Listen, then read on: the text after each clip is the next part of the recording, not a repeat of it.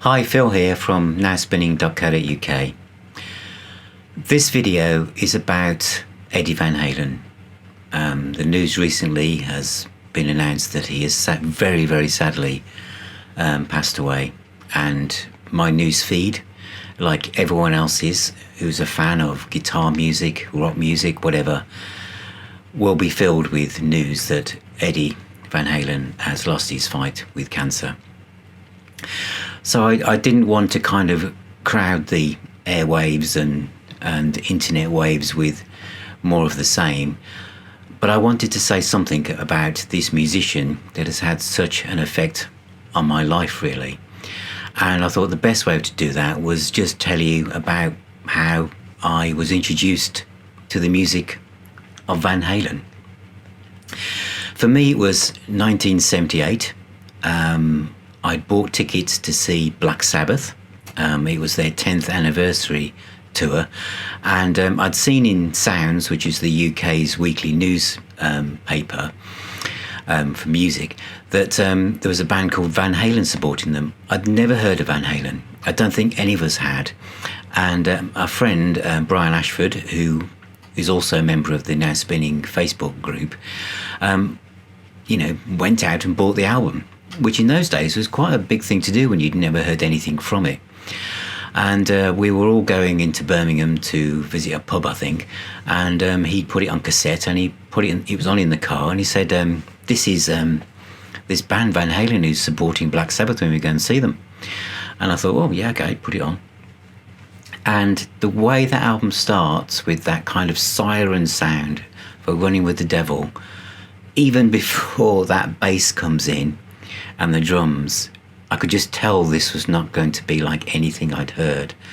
And when the riff comes in, that guitar sound, the riff, it was the kind of guitar sound I always imagined that rock guitar or heavy metal guitar was supposed to sound like. The template was Ted Templeman's production of the first Montrose album, but I guess because Ronnie Montrose hadn't done his Ted Templeman thought he would, when Eddie came along, this was everything he needed to create the ultimate package. So I listened to that, and then of course what happens next is Eruption, and I'd never heard anything like it. I'm a guitarist. I was a mere youngster then, 19, listening to Richie Blackmore and all these kind of people. I thought I was quite good. But Eruption, I had no idea what the hell's going on. And also his blatant use of the tremolo arm as well. I love the tremolo arm use, and of course in the 80s it was just overused, but some guitarists, a bit like Blackmore, they used it and then they kind of moved away from it. But Eddie Van Halen just embraced it, and all that tapping and the sound and the reverb, it was just fantastic. And then of course it's track after track after track. Just when you think you can get up and think you can talk to someone and say, wow, this is good, the next one comes along, ain't talking about love or I'm on fire, you really got me. They made that their own. It was just immaculate. The perfect debut album that just is like a time capsule that could be released in 2025. There's just nothing like it.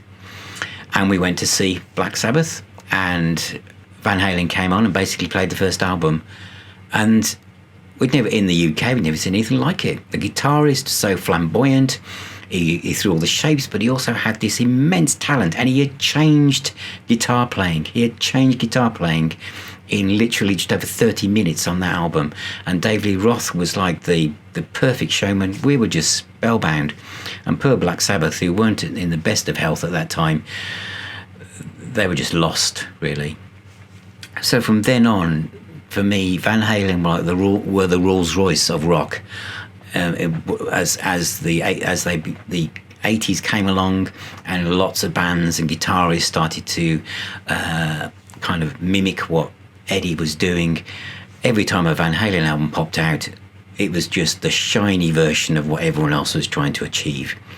everything. They were like the perfect party band. Yeah, they were a kind of metal band, but they also had like, dance, the dance kind of songs on the Van Halen 2, and then, but the riffs just kept coming.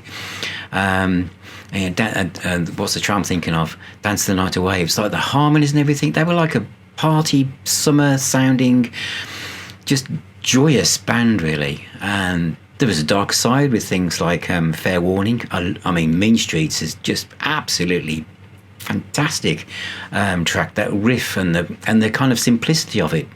I watched a documentary on YouTube recently, and where he demonstrated this stuff, and it was just so easy for him. But really, seeing how his attention to detail, on the designing his guitar, designing the electronics behind his amp, and the way he set it up, it was just the perfect guitar sound. And I know a lot of guitarists, it's all about having this sound to go, oh, it's Dave Gilmour, oh, it's Blackmore, oh, I know who that is, it's Bill Nelson. But Eddie Van Halen, you just knew it was him. And I just knew that when there was a Van Halen album coming out, it was going to be up there. I know some people kind of left when Sammy Hagar joined, but I was a big Sammy Hagar fan anyway, so I just carried on. But his talent, I always just wished he would have done a solo album.